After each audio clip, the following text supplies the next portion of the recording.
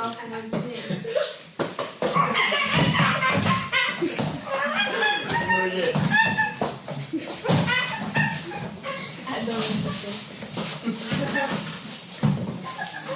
Kiekvieną rytą galingi ir turtingi gausybė šalies karalių sveikindavo jo pamaldiniai. Jie jam atnešdavo dovanas.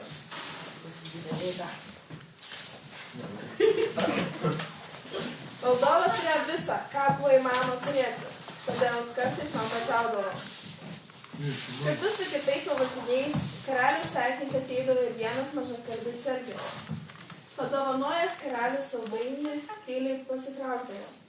Valdovas pripratęs gauti nepalyginamai brangesnės dovanas, nekantriu jutosi paimti saldainį, tačiau Elgetai nuėjęs į šalį imdavo iš jo šaipytis.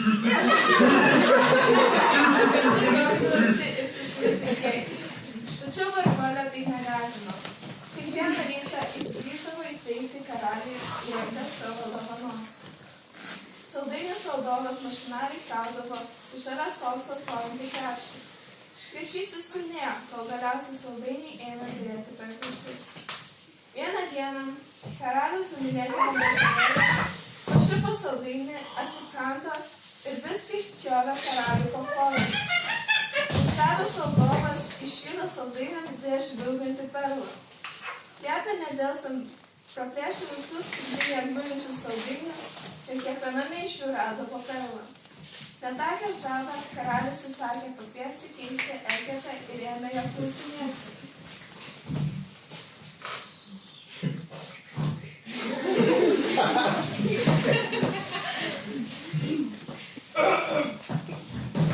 Kokia prasmė jūs man nešdavo kiekvieną rytą saldainius? Nešiau tau saldainius tam, kad suprastum, jog kiekvieną rytą gyvenimas tau dovanoja stebuklingą dovaną, apie kurią tu pamiršti ir išmeti lauk, nes tave supa didelė prabanga. Ši dovana tai nauja prasidedanti diena. Nuo rytojaus būsiu liūdnas, nuo rytojaus, bet šiandien būsiu patenkintas.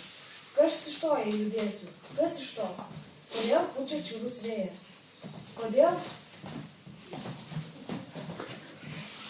turėčiau savo taukti dėl rytojus? Gal rytoj išaus gera išrausių diena. Gal rytoj dar spindės saulė ir neliks jokios priežasties liūdėti. Nuo rytojaus būsiu liūdnas, nuo rytojaus, bet šiandien būsiu patenkintas. Ir kiekvieną karčią dieną tarsiu, nuo rytojaus būsiu liūdnas, šiandien ne.